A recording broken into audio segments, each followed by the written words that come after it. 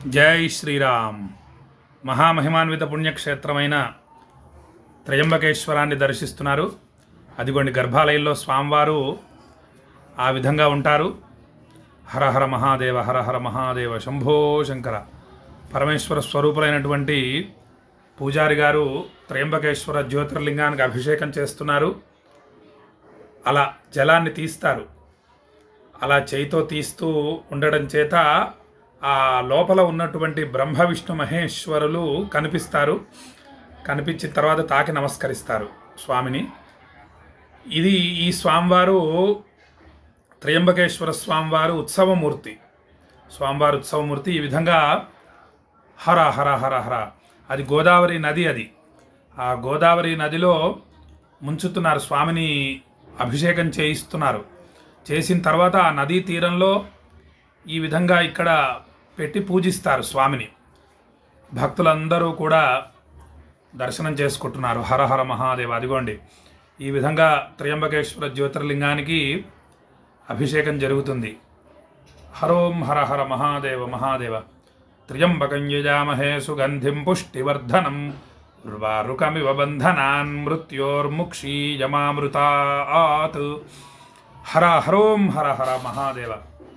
మనము త్రయంబకేశ్వరం వెళ్ళినా కూడా ఇంత చక్కగా చూడలేము.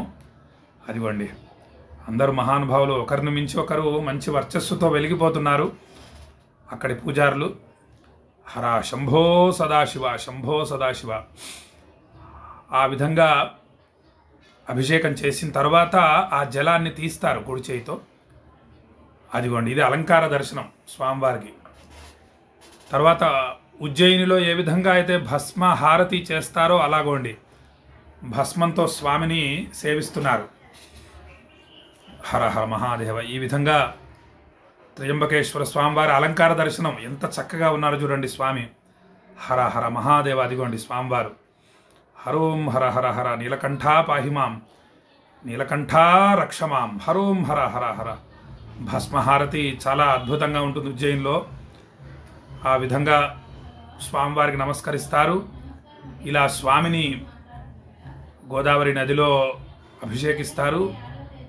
హర హర హర హర. నీలకంఠుని శిరముపై నీళ్లు జల్లి పత్తిరి సుమంత నెవ్వాడు పారవైవ గంగిగోవు వాడింటి గాడి పశువు మల్లసురశాఖి వాడింటి మల్లె చెట్టు.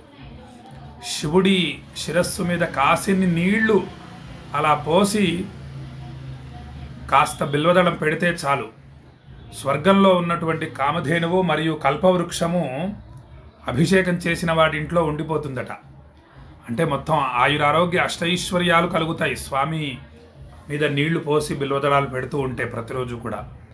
అదిగోండి ఎంత అద్భుతంగా ఉన్నారు. ఆహాహా స్వామివారు. అలా అలంకార దర్శనం అయిన తర్వాత స్వామివారిని జాగ్రత్తగా తీసుకొని వస్తారు. తీసుకొని వచ్చి భద్రపరుస్తారు. అదిగోండి స్వామివారు. చక్కగా నమస్కారం చేసుకోండి. ఎంతో విశేషం అది. శంభో శంకర. త్రయంబకేశ్వర రక్షమాం రక్షమాం. మహామహిమాన్విత పుణ్యక్షేత్రమైన త్రయంబకేశ్వరంలో 27వ తేదీ భక్తుల గోత్రనామాలు స్వామివారి ఆలయంలో చదివి గర్భాలయంలోని ఈ త్రయంబకేశ్వర జ్యోతిర్లింగానికి అభిషేకించబోతున్నాము. హరిద్వార్ మరియు ప్రయాగ నుండి తీసుకొచ్చిన గంగాజలంతో త్రయంబకేశ్వర జ్యోతిర్లింగానికి అభిషేకించబోతున్నాము. మీరందరూ కూడా మీ మనస్సుని త్రయంబకేశ్వర స్వామి మీద లగ్నం చేసి ఉంచండి. మీరు కూడా త్రయంబకేశ్వర్ వచ్చి స్వామిని సేవించిన ఫలితాన్ని పొందుతారు. ఇది స్వామివారి ఆలయం మరియు త్రిశూలం ఎంత అద్భుతంగా ఉందో చూడండి.